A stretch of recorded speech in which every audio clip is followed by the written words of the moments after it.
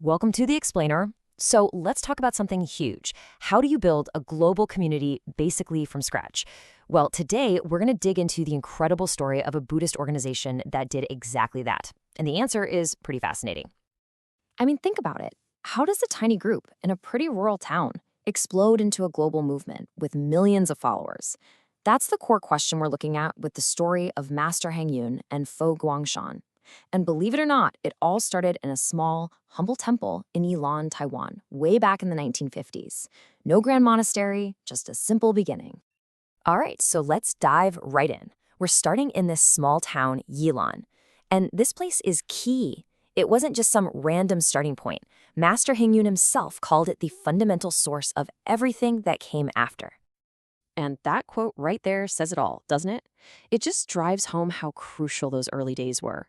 Because it was right here in this small town that he basically created this revolutionary blueprint for building a community, a blueprint that was destined to go global. So what was this blueprint? Well, it was brilliant, really. It boiled down to three core pillars. First, get the community organized. Second, find new and creative ways to bring young people in. And third, invest in the future through education. Simple, right? But so powerful. Let's break down how he pulled it off. Okay, so first up, organizing the believers. He created this group called the Nian Fo Ho. And listen, this was not your average casual get-together. It was a seriously organized body with clear roles and responsibilities. It started with just 6 departments and exploded to 17. And they were run by pros. We're talking teachers, doctors, managers, all bringing their real-world skills to the table. Next, he did something that was a total game changer. He knew that, traditional lectures can sometimes be a bit, dry. So what did he do? He created the first ever Buddhist youth singing group. A choir. And they didn't just stay in the temple. They went out into marketplaces, town squares, you name it, making Buddhism feel fresh and exciting for a whole new generation. And you know what? It totally worked. Just listen to this quote from an early follower. They're saying the formal stuff felt dull, but the singing, the outings, that's what they connected with. It wasn't about the lectures. It was about the energy and the sense of community that came from these shared activities. And that brings us to the third pillar, education. And this was huge because it went way beyond just religious teaching. We're talking about practical stuff, like after-school tutoring for kids who were struggling in school. He set up children's classes and even founded the very first Buddhist kindergarten. It was all about planting those seeds of learning and faith right from the very beginning.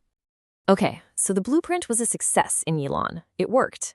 The next logical step? It was time to go big. This next chapter is all about taking that model and scaling it up with the founding of the main monastery, Fo Guang Shan.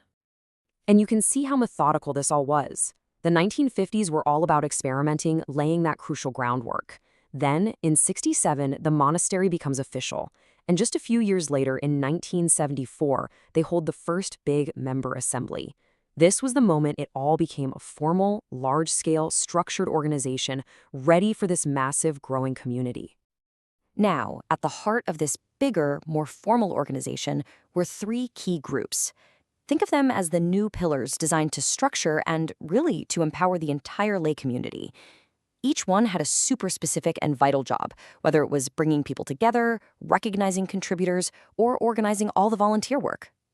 And here's where things get really, really interesting. This is a key innovation. He took this traditional idea of a gongdae, a merit holder, which historically just meant someone who gave a lot of money, and he completely flipped the script on it. So, under this new system, who was a merit holder? Well, pretty much anyone who contributed in a meaningful way. Your value was no longer measured just by your wallet. A volunteer who put in years of service? You're a merit holder. A writer spreading the teachings? You're a merit holder. A teacher sharing their wisdom? Absolutely. Every one of them was seen as just as valuable as the wealthiest donor. He even changed how people thought about volunteering. There's a subtle but powerful difference here. He didn't just use the common word for volunteer, which implies doing something you just feel like doing. He chose a specific term, yigong, which translates more like righteous volunteer. And that little change put all the emphasis on serving from a sense of shared purpose and deep meaning. It's not just a hobby, it's a mission.